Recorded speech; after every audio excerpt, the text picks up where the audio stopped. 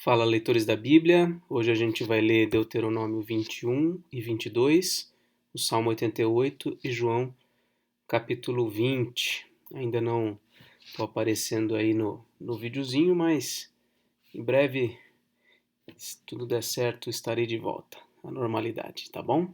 Vamos orar?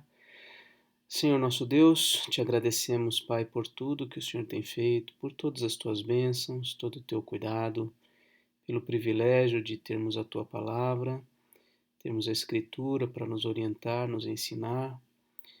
Pedimos a Deus mais uma vez, Pai, que o Senhor seja bondoso conosco, nos dê o alimento que precisamos neste dia para continuarmos firmes na caminhada, na esperança da vinda do Senhor Jesus, daquilo que o Senhor prometeu.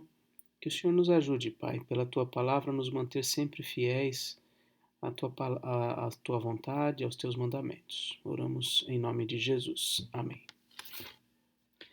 Deuteronômio 21. Se na terra que o Senhor seu Deus lhes dá para que tomem posse dela, alguém for achado morto, caído no campo, sem que se saiba quem o matou, os anciãos e os juízes devem sair e medir a distância entre o morto e as cidades ao redor. Os anciãos da cidade mais próxima do morto tomarão uma novilha do rebanho, que ainda não tenha sido usada no trabalho, nem puxada com o jugo, e a trarão a um vale de águas correntes, que não foi lavrado, nem semeado, e ali naquele vale desnucarão a novilha. Então se aproximarão os sacerdotes, filhos de Levi, porque o Senhor, o Deus de vocês, os escolheu para o servirem, para abençoarem em nome do Senhor, e por sua palavra decidirem toda demanda e todo caso de violência. Todos os anciãos dessa cidade mais próxima do morto lavarão as mãos sobre a novilha desnucada no vale e dirão: as nossas mãos não derramaram este sangue, e os nossos olhos não viram quem o derramou. Perdoa o teu povo de Israel, que tu, ó Senhor, resgataste, e não ponhas a culpa do sangue inocente no meio do teu povo de Israel. Então veja aí até a questão de uma morte sem que ninguém, tivesse qualquer notícia de quem praticou o homicídio. Mesmo assim, a questão deveria ser tratada, né? E o modo de tratar era justamente esse que foi descrito.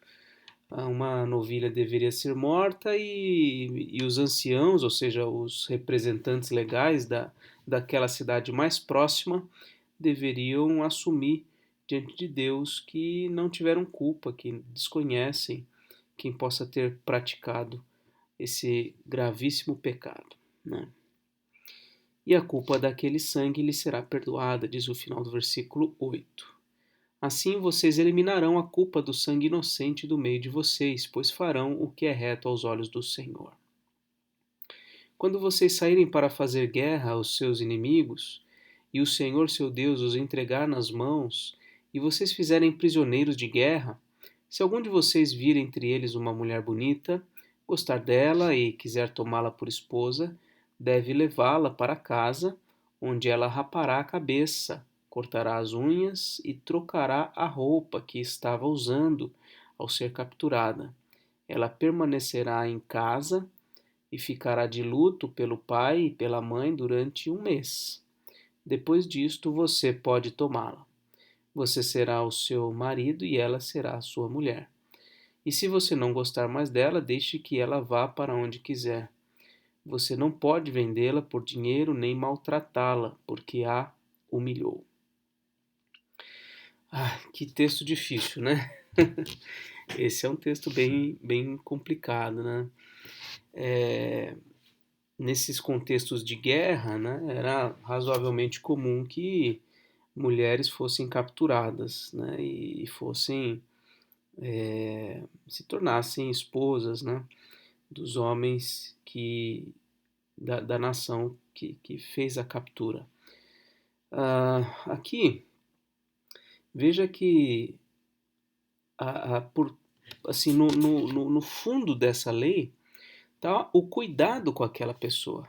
né? Ela já está numa situação de muita vulnerabilidade. E o que Deus está estabelecendo é que essa mulher não pode ser tratada de qualquer maneira.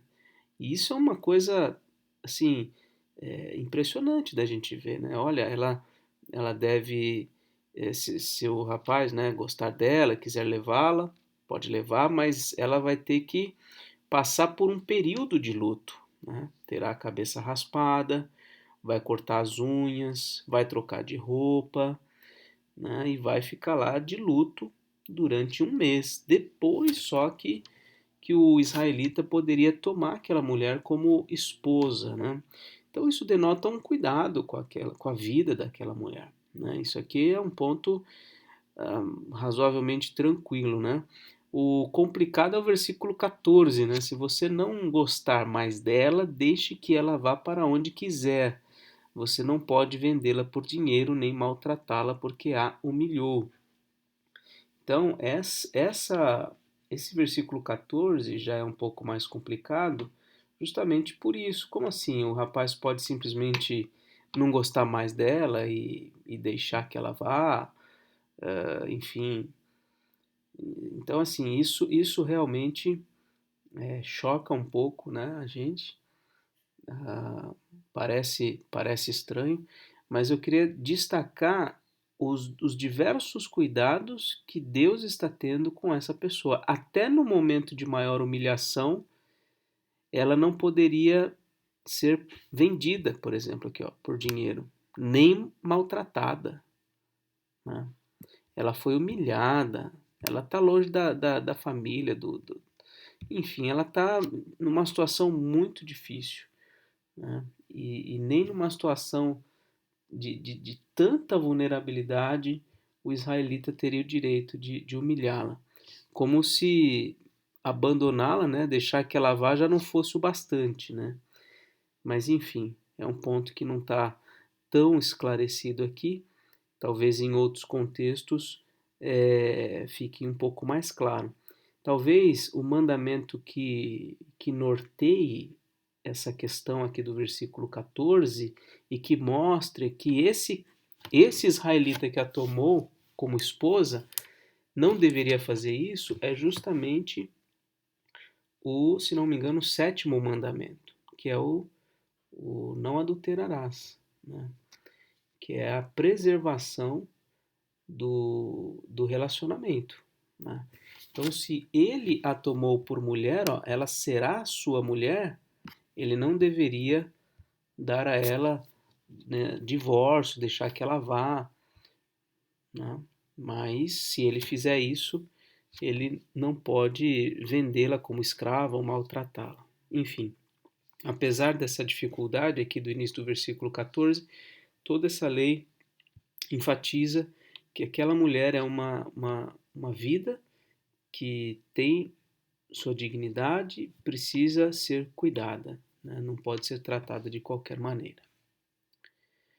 Se um homem tiver duas mulheres, uma a quem ama e outra a quem não ama, e as duas lhe derem filhos, e o primogênito for da que ele não ama, no dia em que repartir a herança entre os filhos, não poderá dar a primogenitura ao filho da amada, preferindo-o ao filho da que ele não ama e que é de fato o primogênito. Pelo contrário, deve reconhecer por primogênito o filho da mulher que ele não ama, dando-lhe dobrada porção de tudo que possuir, porque aquele é o primogênito do seu vigor. O direito da primogenitura é dele. Veja aqui outra questão um pouco complicada, né? Aqui não está sendo recriminada a atitude de ter duas mulheres. Aqui não está sendo recriminada a preferência de uma em detrimento da outra, mas é óbvio, né? Creio que é óbvio à luz de todo o contexto que essas duas coisas são extremamente prejudiciais, né? A poligamia nunca foi aprovada por Deus, né? A própria história de Jacó, né, que é o próprio Israel, se deu todo o crescimento populacional da família dele, né? Se deu a partir disso, desse conflito de duas mulheres, uma que ele mais amava, outra que ele amava menos, enfim, tudo isso é muito complicado. Então, essa lei visa garantir o direito do primogênito, ainda que o pai, né, erroneamente não quisesse lhe dar o direito de primogenitura, esse primogênito tem o direito. Da mesma forma que essa mulher, né? Essa lei visa garantir o respeito, o direito à vida e à honra dessa mulher, né? Mesmo sabendo aí que esse homem pode estar fazendo alguma coisa muito errada com ela.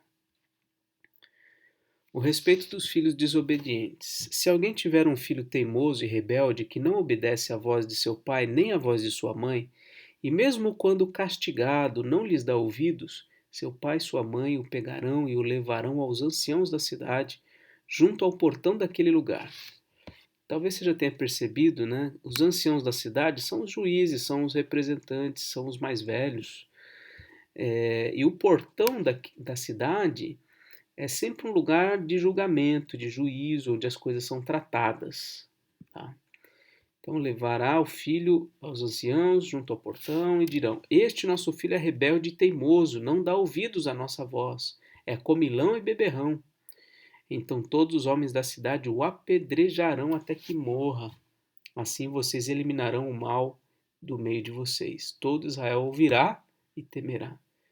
Se isso acontecesse, né, de uma forma exemplar, certamente a rebeldia, a teimosia, a desobediência de filhos seria aplacada. Mas é justamente por conta de haver tanta impunidade, de filhos não serem corrigidos, que parece que há uma multiplicação realmente exponencial de atitudes de rebeldia de filhos para com seus pais. Se alguém tiver cometido um pecado que é passível da pena de morte, tiver sido morto e vocês o pendurarem no madeiro, o seu cadáver não deve permanecer no madeiro durante a noite. É preciso sepultá-lo no mesmo dia, pois o que for pendurado no madeiro é maldito de Deus. Assim vocês não contaminarão a terra que o Senhor, seu Deus, lhes dá por herança. Então, aqui falando sobre a cruz, né? Sobre ser pendurado, não necessariamente uma cruz, mas uma forca, alguma coisa assim, né? De ser pendurado. Quem é pendurado é maldito de Deus. E foi justamente essa a maneira como Cristo foi morto, como maldito de Deus. Deuteronômio 22. Se você notar que um boi ou uma ovelha de seu compatriota se extraviou, não se omita, mas sem falta leve os animais de volta ao dono. Se este não for o seu vizinho ou for alguém que você não conhece, leve os animais para casa e fique com eles até que o dono venha buscá-los. Então você os entregará a ele. Faça o mesmo com o jumento, com a roupa ou com qualquer outra coisa que o seu compatriota perder e que você achar. Você não pode se omitir. Olha só, tem aquele ditadozinho, né, de escola: achado não é roubado, quem perdeu foi relaxado. Já ouviu essa? Isso não está certo, né? De acordo com a lei de Deus, se você achou alguma coisa, você precisa, o mais rápido possível, devolver ao dono. Se você não souber quem é, você guarda até que o dono venha te procurar. Se você enxergar o jumento ou boi que pertence ao seu compatriota caído no caminho, não se omita. Sem falta, ajude-o a levantar o animal.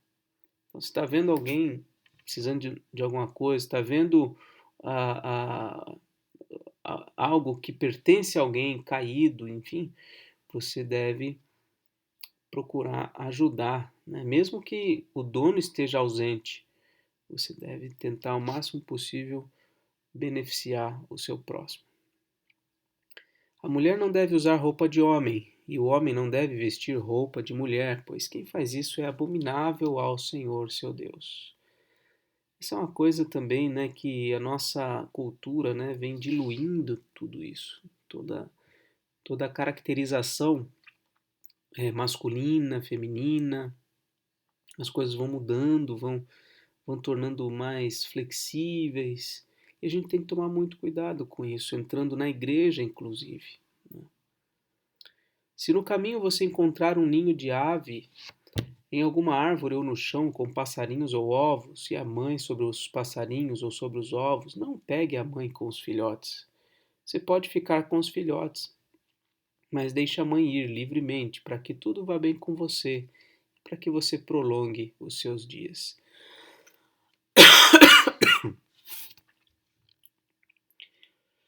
Então, até o cuidado aqui com os animais, né? É prudente, é correto que, se você for capturar os filhotes, não leve a mãe junto.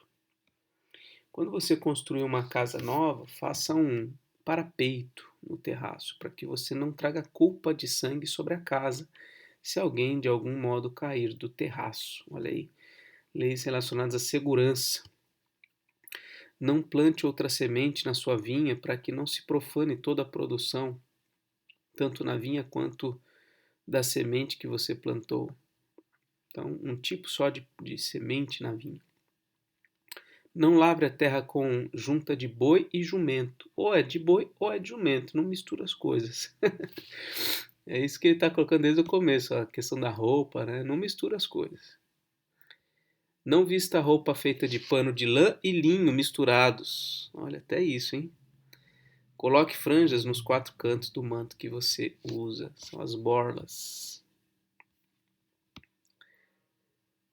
Se um homem casar com uma mulher e depois de ter tido relações com ela passar a odiá-la e lhe atribuir atos vergonhosos e a difamar, dizendo: casei com essa mulher e quando tive relações com ela descobri que não era virgem, então o pai e a mãe da moça levarão as provas da virgindade da moça aos anciãos da cidade junto ao portão.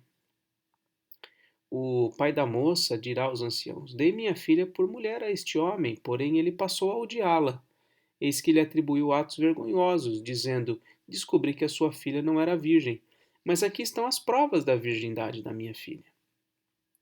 E estenderão a roupa dela diante dos anciãos da cidade, os quais pegarão o homem e o açoitarão e o condenarão a pagar 100 barras de prata ao pai da moça, porque difamou uma virgem de Israel. Ela ficará sendo mulher dele e ele não poderá mandá-la embora durante a sua vida. Então devia ser uma coisa bem complicada essa, né? A menina, né, a moça deveria conseguir ali a prova de ter perdido a virgindade e guardar essa prova, né, para que não tivesse qualquer calúnia posterior. Porém, se isso for verdade, ou seja, se ficar provado que a moça não era virgem, então a levarão à porta da casa de seu pai e os homens de sua cidade a apedrejarão até que morra, pois cometeu um ato infame em Israel, prostituindo-se na casa de seu pai. Assim vocês eliminarão o mal do meio de vocês. Aqui está o princípio básico, né, de que a relação sexual ela está reservada à aliança do casamento. E não pode nem o jovem homem, nem a jovem mulher, né, ter relações fora do casamento. Se um homem for encontrado deitado com uma mulher que tem marido, ambos devem ser mortos. O homem que se deitou com a mulher e a mulher. Assim vocês eliminarão o mal de Israel. Se uma moça virgem tiver casamento contratado e outro homem a encontrar na cidade e tiver relações com ela, vocês devem trazer ambos ao portão daquela cidade e apedrejá-los até que morram. A moça, porque não gritou por socorro, estando na cidade, e o homem, porque humilhou a mulher do seu próximo. Assim vocês eliminarão o mal do meio de vocês. Porém, se um homem no campo encontrar uma moça que tem casamento contratado e a forçar e tiver relações com ela, que é o caso de um estupro, então morrerá só o homem que teve relações com ela. A moça, vocês não devem fazer nada. Ela não tem culpa de morte, porque este caso é semelhante ao do homem que se levanta contra o seu próximo e lhe tira a vida. Pois o homem encontrou a moça no campo, a moça que tinha o casamento contratado gritou e não houve quem a livrasse. Então, esse é o cenário. A moça está noiva, ela está lá no campo, longe de todo mundo, veio um cara e estupra ela. Esse cara vai ser morto, né? E ela vai ser livre, vai sair livre. Por quê? Porque por mais que ela tenha gritado, ninguém a ouviu. Então, enfim, ela não foi culpada disso. Agora, e se essa mulher é virgem e ela não tem casamento? Versículo 28. Se um homem encontrar uma moça virgem que não tem casamento contratado e a pegar à força e tiver relações com ela e eles forem apanhados, então o homem que teve relações com ela pagará ao pai da moça 50 barras de prata e uma vez que a humilhou, terá de recebê-la por esposa. Não poderá mandá-la embora durante a sua vida. Esse versículo 28 e 29 aqui foi recentemente citado por Ed Renekiewicz, infelizmente de modo muitíssimo equivocado, né? Na cabeça dele, a Bíblia está desatualizada. Então, um texto como esse não faz o menor sentido e não serve para nada para nós, né? Como se não fosse a palavra de Deus. Mas nós temos procurado ler a Bíblia como palavra de Deus, né? Então, um texto como esse tem a sua importância. Então, a gente precisa tentar entender o que está escrito aqui, né? Qual é o cuidado de Deus ao estabelecer uma lei como essa? Porque parece um absurdo que esse homem que é um estuprador, ele tenha que pagar o dote daquela moça e recebê-la como esposa. Quer dizer, e o direito da menina? Mas esse é o problema. A gente sempre olha, tem a tendência de olhar para o Antigo Testamento com as lentes do nosso tempo. Hoje em dia, infelizmente, ninguém tem mais, vamos dizer assim, nenhum pudor em se casar com uma moça que já tenha tido relações sexuais, né?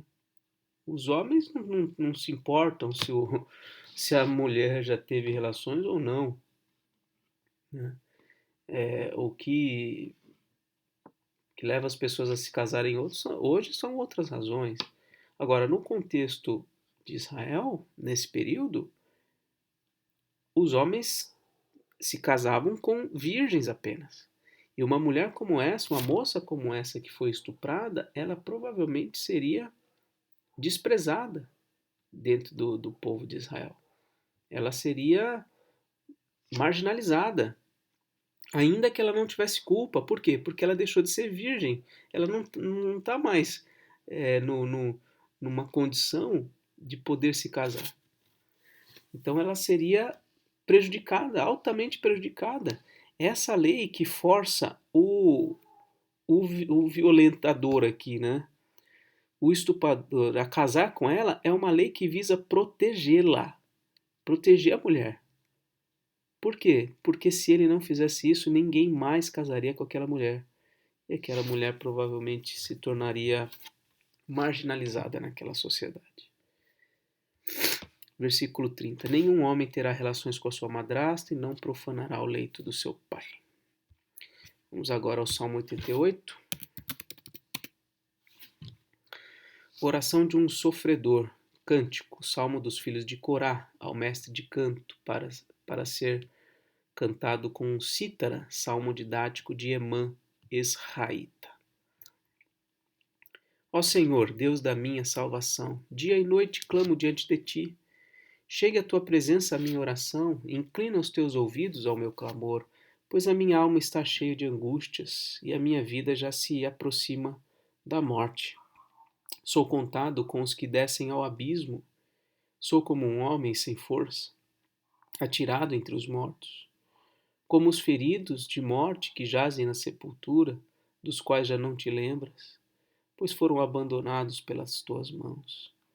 Puseste-me na mais profunda cova, nos lugares tenebrosos, nos abismos. Sobre mim pesa a tua ira. Tu me abates com todas as tuas ondas. Afastaste de mim os meus conhecidos e me fizeste objeto de abominação para com eles. Estou preso e não vejo como sair. Os meus olhos desfalecem de aflição. Dia após dia venho clamando a ti, Senhor, e a ti levanto as minhas mãos. Será que farás maravilhas para os mortos? Ou será que os finados se levantarão para te louvar? A tua bondade será anunciada na sepultura, a tua fidelidade nos abismos.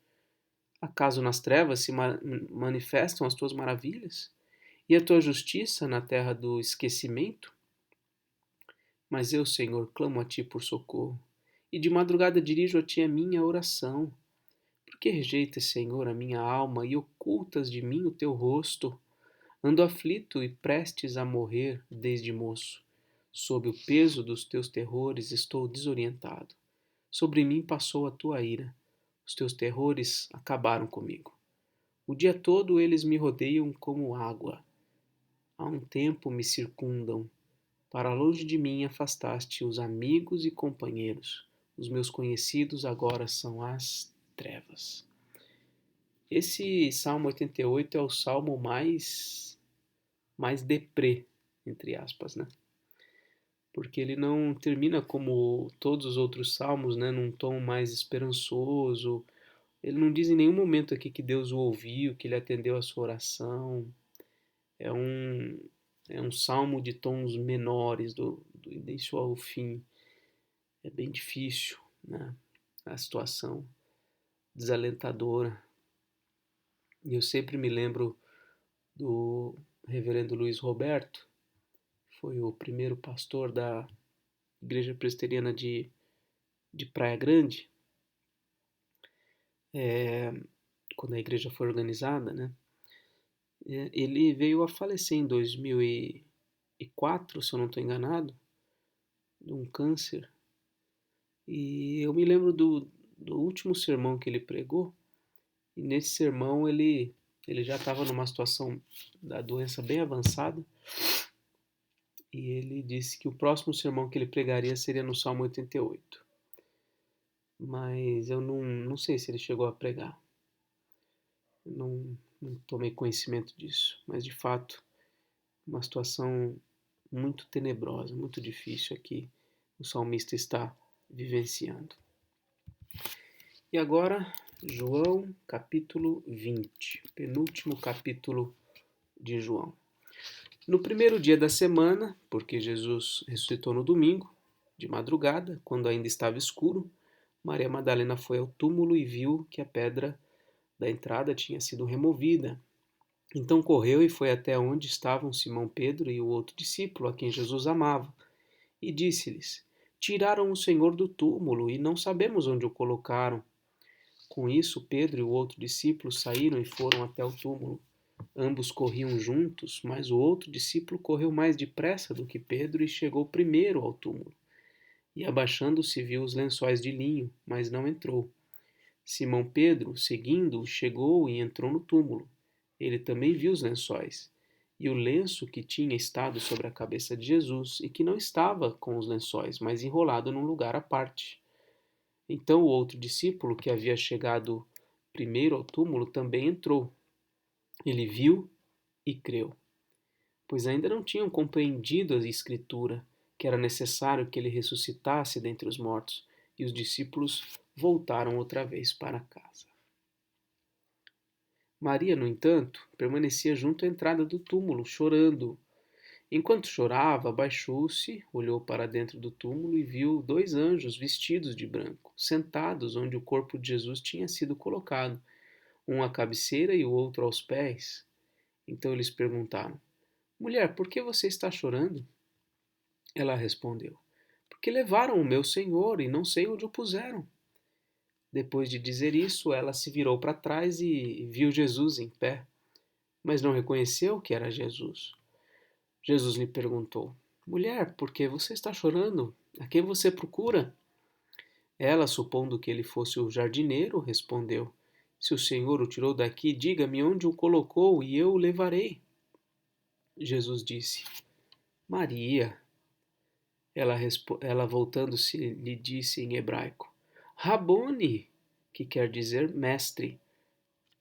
Jesus continuou: Não me detenha, porque ainda não subi para o Pai, para o meu Pai.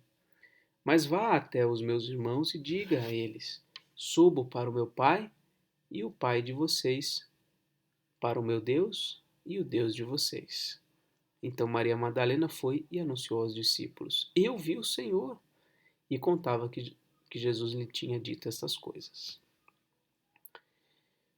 Ao cair da tarde daquele dia, o primeiro da semana, estando trancadas as portas da casa onde estavam os discípulos, com medo dos judeus, Jesus veio e se pôs no meio deles, dizendo: Que a paz esteja com vocês.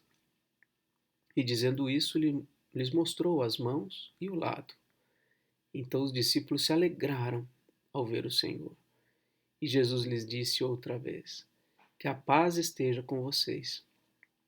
Assim como o Pai me enviou, eu também envio vocês. E havendo dito isto, soprou sobre eles e disse-lhes: Recebam o Espírito Santo. Se de alguns vocês perdoarem os pecados, são-lhes perdoados, mas se os retiverem, são retidos. Tomé, um dos 12, chamado Dídimo, não estava com eles quando Jesus veio. Então os outros discípulos disseram a Tomé: Vimos o Senhor. Mas ele respondeu: Se eu não vir o sinal dos pregos nas mãos dele, e ali não puser o dedo e não puser a minha mão no lado dele, de modo nenhum acreditarei.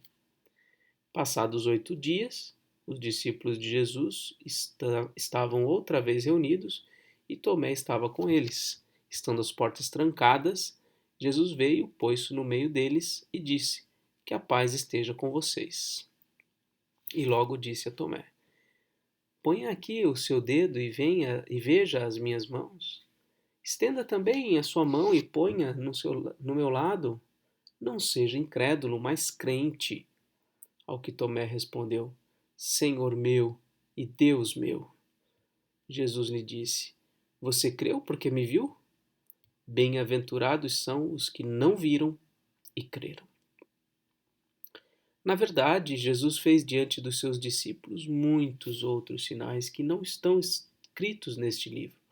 Estes, porém, foram registrados para que vocês creiam que Jesus é o Cristo, o Filho de Deus, e para que, crendo, tenham vida em seu nome. Esse aqui é o tema do Evangelho de João, é o texto-chave, né, onde está escrito o seguinte: olha, Jesus fez muitos sinais que não foram escritos aqui. Estes foram escritos para que vocês creiam. Então esse é o objetivo do Evangelho de João, para que os leitores creiam que Jesus é o Cristo, o Filho de Deus, e para que, crendo nele, tenham vida em seu nome. Esse é o alvo, é o objetivo que João tinha ao escrever esse livro. Ele registrou ao todo 7 sinais, mas são poucos perto de tantos que Jesus realizou. E aqui então termina a nossa leitura de hoje, dia 88. Esse vídeo vai para o YouTube dia 13. E assim termina nossa leitura de hoje. Um forte abraço e até mais, se Deus quiser.